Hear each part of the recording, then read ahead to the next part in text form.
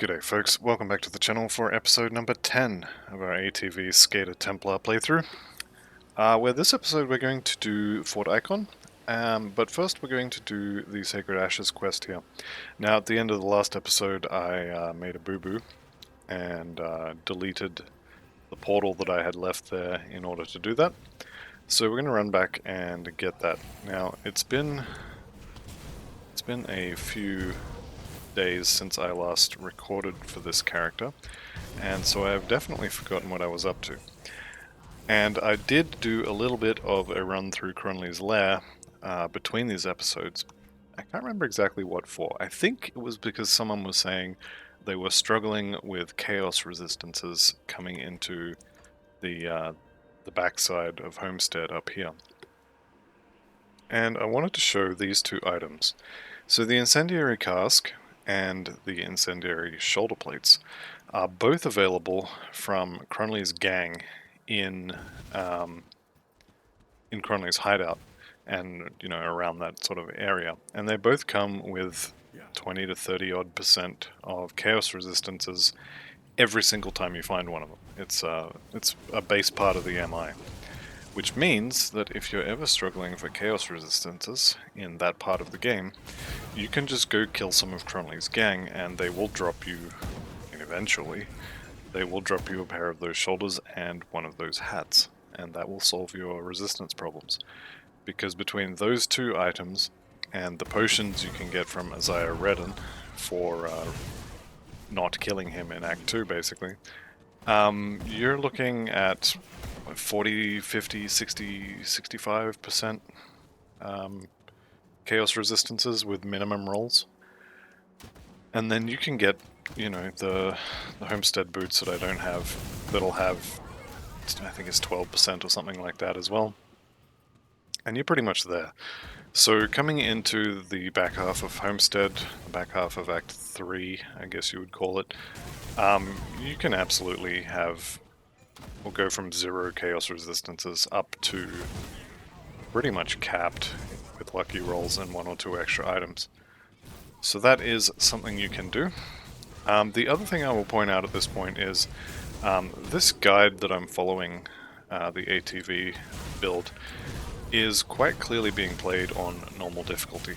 And the reason I say that is because the guide itself doesn't appear to be using much in the way of components. It has... no, I may be lying there. Okay, it's using components, but it's very offensively built either way, and there are a few changes that I would make if I was going to recommend this to a newer player or someone playing on hardcore, or even someone just playing on veteran who didn't want to be dying occasionally. The first one of those is the Relic, and I'm gonna take a quick break here. Go back down to Homestead, hopefully not forget my portal again, because I want to show a relic that would be better than this one, that is available without ever finding a blueprint. And that is this one here, Equilibrium. So 10% elemental damage, not amazing, but it's a small increase in damage. The spirit would help for wearing, for example, Zathu Zilan's Archive. And the 20% elemental resistance on a relic is quite nice. And then that tranquility, when you get hit, you have a chance to stun or confuse whoever hit you, and anyone standing near them. So that's going to go off fairly regularly. If you're a better player than I am, then Mana Infusion is probably, maybe not better, but it is definitely good. I am not good about remembering to use it though. In fact, I forget all the time. There's probably been entire episodes where I have pushed that button one time by accident, and I have it on my button number 4 because that's where I put Blood of Dreeg and Pneumatic Burst and things I need to push regularly. I put on button 4 so as I can remember to use them. But I would bet money that I have gone entire episodes without pushing that. And so even though that proc, yes, is, or sorry, not the proc, the clicky, the activatable, is very, very nice. I mean, 100% all damage, effectively infinite mana, and all that is very, very nice, but I just don't remember to use it. And if you're anything like me, you probably don't remember to use it either. Which means it's not really worth having. Now I'm going to continue following the guide, which I believe is going to have this relic until it reaches the steel cap district, because is it the level 50? Level 50 they still have the answer, what is it called, the bone talisman. And then at level 54 it shows endurance, which is a +1 Oathkeeper fire relic, which I will try to get as well, but there's very little chance of me actually making it to Steel Cap District by level 54. We'll see how it goes, but the chances of it actually happening are quite low. So that's one thing I would change. Another thing I would change is the devotions. The devotions on this character are quite offensive. I would definitely put the tortoise on it. I tend to put the tortoise on pretty much every build, just because it is so good. Having that shield that comes up when you need it is really, really nice. And it's one of my go-to defensive, I guess we'll call it a defensive layer for hardcore. So that's another change I would make. We are heading towards the behemoth and the regen proc there, and there will be other life-saving. Let's just duck in here for a second. So I would take the tortoise. We are, I believe, going to end up taking the ghoul. Let me just double check that, because I may be just making things up here. But the long and short of it is that I would prefer. No, we don't take the ghoul. I would prefer to have more defensive stuff than just. So the end version of this build has 3 points down here for Giant's Blood, which is good. I like it. Has no tortoise. Does have the Dryad, which is nice. This proc here will heal you. And this will trigger all the time, actually. Every time this is on cooldown, if you've been moving around at all, this is going to trigger. And then also up here, where is it? Tree of Life. This Healing Rain is also quite good. But I would probably find some way to work the... where is it? Work the tortoise in as well, because this... At level 1, 500 damage absorption sounds really pathetic, and that's mostly because it is, but it's also at level 20, or 25, or whatever the max level is, it's a 6,000 point shield, which definitely is a lot more noticeable. Speaking of noticeable, that's a lot of damage, and he's dead. So I would want to put something like that on. Obviously not. I haven't tried to do it, so maybe there's a reason for it not being there, but you can take it early and then respec it later. In fact, that's what I might do. I might have taken the tortoise first, or maybe second or something, and then taken the points out of it to get Dryad later. But yeah, I guess the point I'm trying to make here is this is a very damaging build without a lot of defensive layers, and it definitely makes me a little nervous. I'm not used to seeing my health bar hit half when fighting the Archon. What was his name? Bartholomew, whatever his name is. I'm not used to seeing my health bar that low when fighting just... I mean, granted, he's a major boss, I guess. He's one of these with the skull. So I guess it is something that you can be taken down a notch by, I guess, but I want more defense. And I think if this character ends up living, I am definitely going to wear this at level 43. I think in the recap video that I make for this, I'm going to just mention those sorts of things, because I do prefer to be a little more defensive, because you can't get to level 100 if you die at level 30. And you can't really experience the build if you're dead, you know. It's all well and good being able to get through the game a little quicker, but if you die because you don't have basic defensive layers, then it is going to make it a little more challenging, I guess. Impossible is probably the right word. Slaughter, you say? No. Okay, and we don't have enough reputation to get that next quest, which is fine. I'm going to vendor everything here, and then we will head on over to Fort Ikon. Don't need that. Do I want these?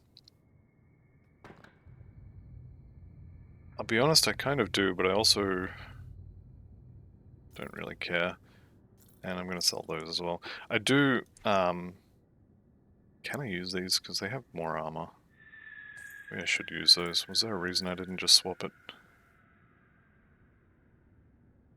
This one actually has less fire damage, but I think it's got more burn damage though. Yeah, I think we'll just go with that swap. This is something also that a lot of guides don't really touch on, is that 285 armor instead of 130, anytime you get hit, you have a 15% chance to take that damage on your shoulder, which means 414 of the physical damage will be reduced. So if you get hit for 1,000, or if this character got hit for 1,000 and it hit my shoulders, it would be reduced to, what's that, 586? Whereas if I had the old shoulders on, and I got hit for 1,000, it would be reduced to, what, 773? Don't try and do maths while you're recording, it's really bad. And that sort of a difference is 200 every single time I get hit in my shoulders, which is a big difference over time, especially when you're tanking, 15 or 20 archers or something. Every single hit is going to add up. An extra 100 damage from 10 attacks is a quarter of your health bar. So that's something to think about as well. Of course, we can't teleport from here. Teleports don't work inside.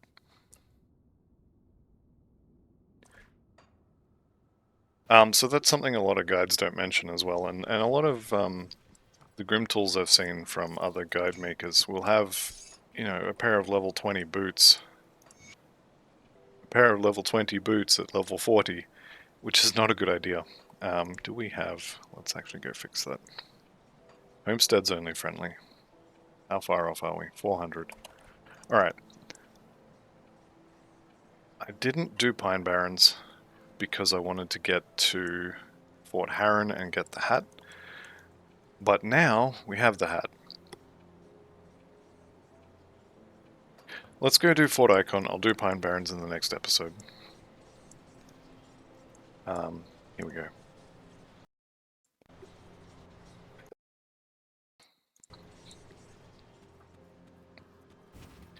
Yeah, so that's another thing I see in a lot of the guides on the Crate forums, is an item like that, and it seems that I'm guilty of doing the same thing as well.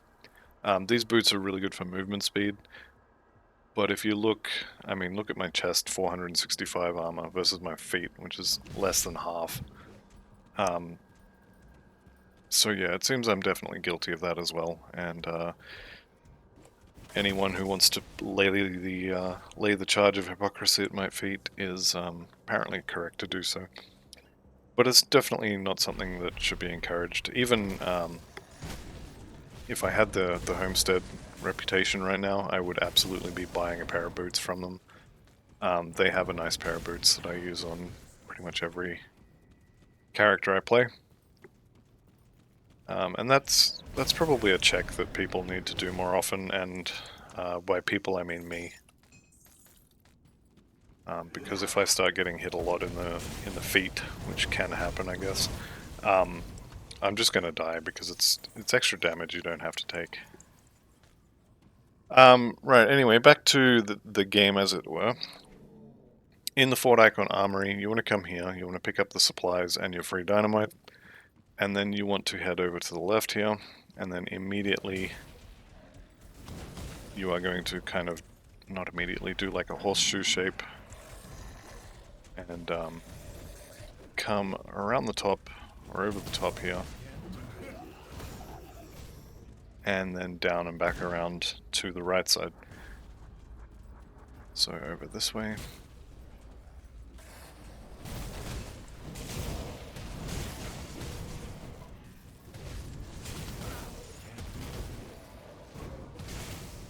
One other thing I've noticed that's really good for this character is if you fire's might through a doorway and then just walk backwards, they have to walk over large amounts of it to get to you.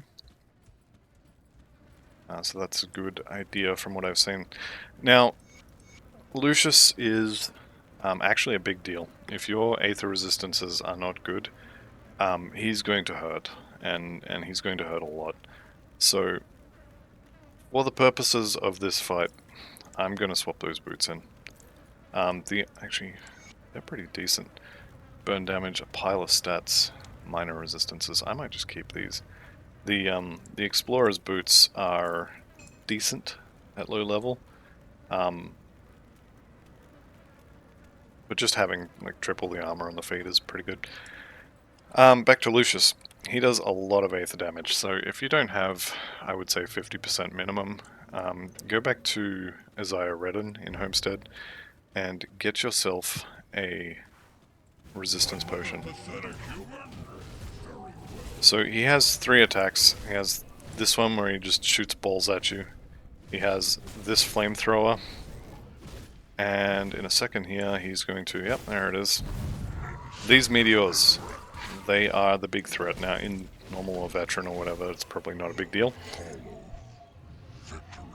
But, in ultimate, certainly, and even in elite and normal, if your resistances are low, that meteor attack quite potentially, or could potentially, just kill you. What do we got here? Blazing Inferno, Ring of Flame. So up about half the time, and anything that's near me gets burned.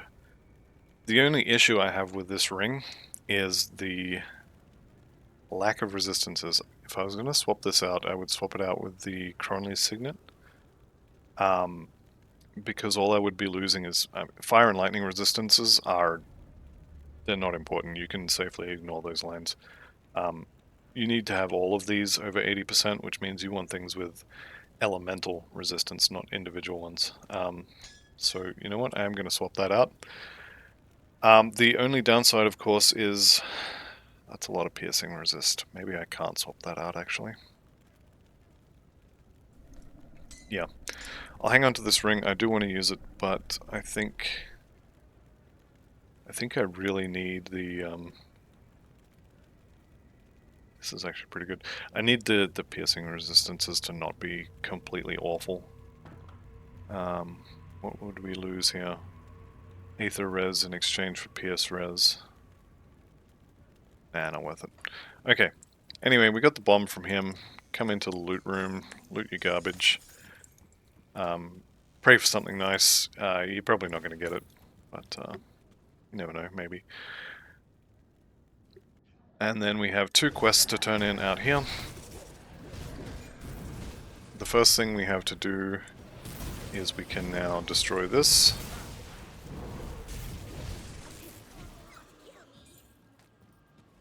Which opens up this door to continue on. And then we can go back to... You know what? Oh, we're almost there. I was going to rift, but that's fine. Then we can come back here and we can talk to Creep. So he will send us to the Necropolis. Weapons Master Edric. If you give them the supplies, you will lose standing with, or you will lose reputation with Homestead, and you will gain reputation with the Black Legion. Alternatively, what you can do is you can go back to Homestead and give these supplies to Homestead, where you will gain reputation with Homestead, and you will lose it with the Black Legion. Personally, I think it is always worth it to give it to the Black Legion, because Homestead faction is increased via killing beasts, and beasts are like they're everywhere, man. Like, you will never run out of beasts to kill, and they are very easy to find. Because of that, it is definitely worth it, in my opinion, to give the supplies to the Black Legion. Now, video is only up to about 20 minutes, so we'll keep going. Okay, we'll head towards the Necropolis, and I will do Pine Barrens at the start of the next episode. And I forgot to spend this. So, an extra 300 health. We are well above the 100 HP per level that I consider to be the minimum, which is nice. More health is always good.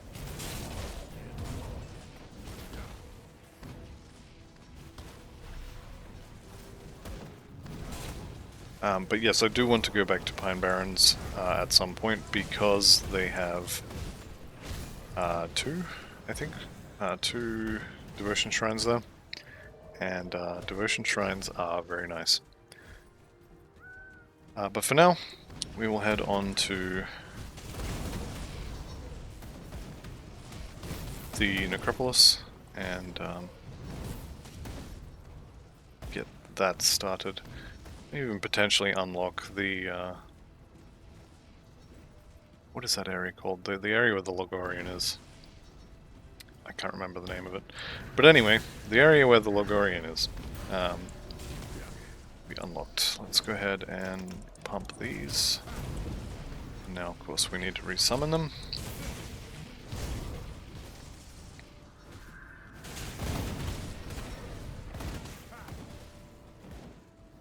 And like I said, I'm an absolute turbo casual, so you will see me doing things that I do not recommend, like assigning skill points and devotion points while you're being attacked, which is definitely not a thing you should do. Okay, Gates of Necropolis Rift is done. Let's go ahead and grab this note. Now, there's a bunch of notes all through this area regarding the construction of the Necropolis and what is being contained in there. If you haven't already done it, I really do recommend going on grimtools.com. Look at their map, and their map will show you where all of the lore notes are in this area. Go find them and have a read, because it's kind of dark. I mean, it fits with the name, right? It's the Grim Dawn. It's not the rainbows and unicorns dawn. So it definitely fits with the world, but it's very dark. There's a reason why so many people consider Grim Dawn to be the spiritual successor to Diablo 2, and I think it's, Diablo 3 is not a bad game per se, but it is definitely. They swapped the secret cow level, which is a bunch of bipedal bovines with bardiches. They swapped that for the what is it? Smile? No, it's not Smileton. It's Happy Land or something like that. I can't remember the name of it, but they swapped it for basically a unicorn and rainbows area, and it is called something like Smilesville, or it's something like that. And Diablo 3 is just a lot more sort of cartoonish, and a lot less, world-endingly dark like Diablo 2 was.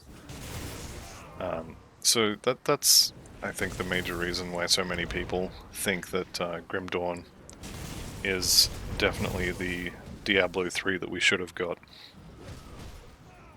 Okay, another shrine. Let's go ahead and start this. And this will be the Giant's Blood proc for us. which is going to improve our defenses a decent amount. There we go. That was a pair of gloves with a proc on it. Lightning sphere? No. Okay. Again, don't do this in the middle of a combat area. But this Giant's Blood, chance when hit to trigger a heal and a bunch of regeneration effects on you. Definitely good. You do want it bound to something. Alright, so there's two real schools of thought on this one. The first one is, if you have it on something that's just always on, like for example Iskandra's, if you have it on Iskandra's, then you're going to get way more procs out of it. It's going to be a lot more useful. And potentially, it will stop you from getting to the point where it would trigger if it's on something like, say, Resilience, which is this one, which triggers when your health drops below 66. The other school of thought for it is, yeah, but I don't need it if I'm at 90%. And so I would rather save it for when Resilience triggers. Now I get a big heal instead of just a little bit of armor and some max res, which, to be fair, is a very good way of looking at it. So it's really up to the player to determine which way they prefer. Do you want more uses, or do you want to be able to sort of target when it should be used? For the moment, we don't really have a choice. We don't have Resilience, although we could take point in it. The guide doesn't, so I'm not going to just yet. And the reason we're backtracking is to go get a shrine.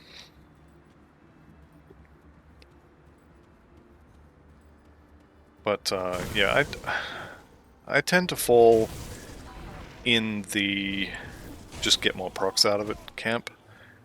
If I'm down to half, I'm hitting a healing potion, and if I'm not hitting a healing potion, then there's a very big problem. And a little bit of regeneration is probably not going to fix it. So I'm in the camp of just trigger it as many times as you can. But that said, the guide definitely puts it on, I think it's Resilience. So we will definitely give it a shot and see if they can change my mind. I definitely could be completely wrong on this, and putting it on a circuit breaker may be the way to go. It's just 3 devotion points to only get used occasionally is kind of eh.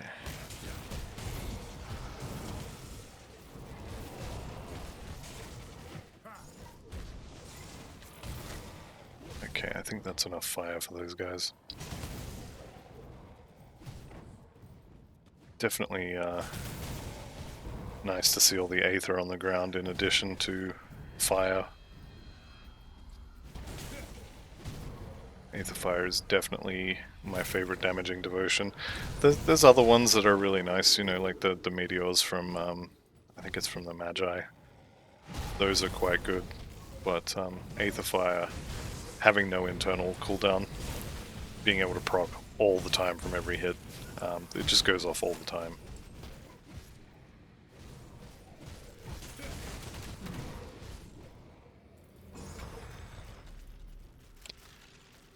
Okay, we'll have a quick look at the loot. Arcane Blaze is Aether Missiles.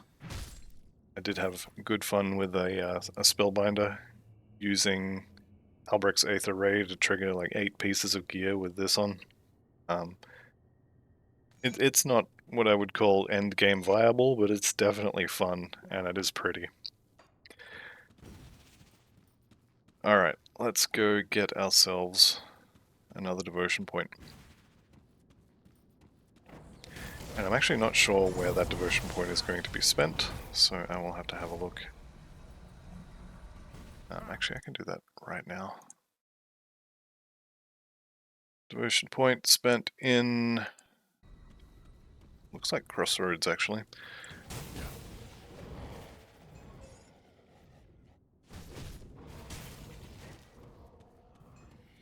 I will have to double check that, I think, because Yeah, it is going to be Crossroads.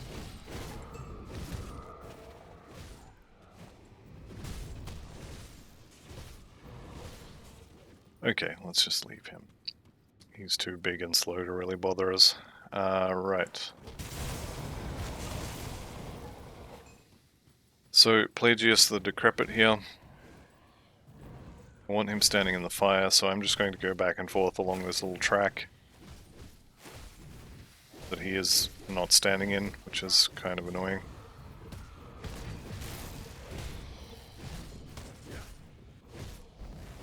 Alright, we're just going to keep him there and zap from one side to the other. There he goes. Okay, and here is our shrine. Now, in situations like this, you don't actually have to fight him. You can just activate the shrine and leave. Which may actually have been the better option there.